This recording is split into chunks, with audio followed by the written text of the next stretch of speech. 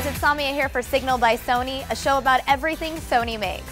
I'm here in Glendale, California, outside a building that doesn't look like much, but inside is where the movie magic happens. Yep, this is Rick Baker's studio. Rick Baker is the 7-time Oscar-winning makeup artist, and yes, the guy behind all the aliens in the Men in Black film. So let's go inside and go chat with him, shall we? After 4 decades of making movie monsters, Rick Baker knows a thing or two about bringing unique aliens to life. You know, it was really tough on the first Men in Black we didn't quite know the tone of the film and what Men in Black was, you know, none of us did. And like all films, you know, they kind of evolve and mutate. They just said to me they want to see aliens unlike anything they'd seen before. And he doesn't just churn out someone else's ideas, he's also a major creative contributor.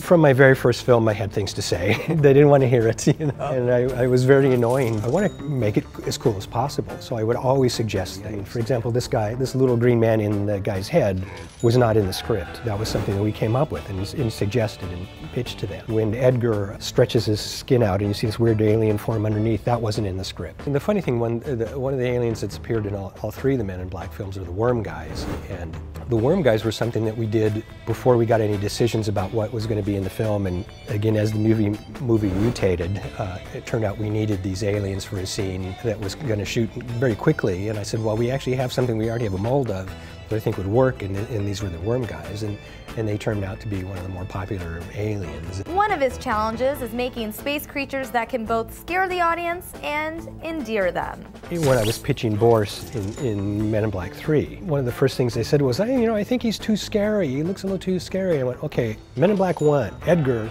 you know, Vincent D'Onofrio, it was pretty scary. I mean, he could be in a horror movie, you know, his skin was falling off and rotting, and he was a successful character. And the whole idea, when I came up with the idea of the weasel thing, which is this weapon, Boris's weapon, and have it actually go into his hand and become part of him.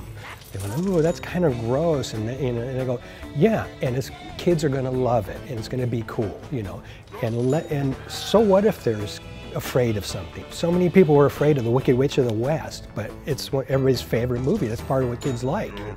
Being the sci-fi master that he is, one thing Rick's learned is to focus a little less on science and a little more on the fiction. I used to, when I would try to think about a design for an alien, first try to imagine the planet that he's from and what the environment was, you know, to try to come up with, you know, an alien design that made sense for where he came from. After a while, it just was like, you know what, forget that stuff. Let's just make something that looks cool. You can get fixated on the science and the physics of it, and it's not always the right way to go. And with so much creative energy spent on bringing the aliens of his imagination to life, he also has thoughts on real life in outer space. I can't conceive of there not being life on some other planet in the universe. I mean, the universe is so vast. But I'll tell you, I'm hoping that I see at least a friendly alien, land in, you know, in Washington, D.C. or whatever, you know, like in science fiction movies. I mean, I just think that would be so cool to actually see a life form from another planet. But enough about aliens. What kind of movie monster does he really want to tackle? I've never done a Frankenstein film, and Frankenstein, the original Frankenstein, was one of the reasons I do what I do.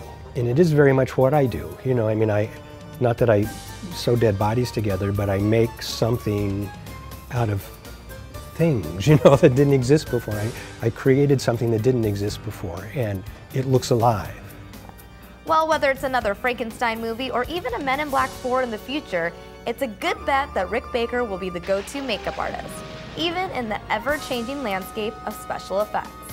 Digital stuff has definitely taken away a lot of our work, the animatronic part especially, but it's also contributed to our work, and I stay real current with it just because I enjoy it as well. I do computer animations for fun and model in the computer for fun, and I actually made some of the models that we used in Men in Black 3 on my computer here at the shop. I mean, I designed them and built them as a 3D model, and then I could give them to Sony ImageWorks to animate.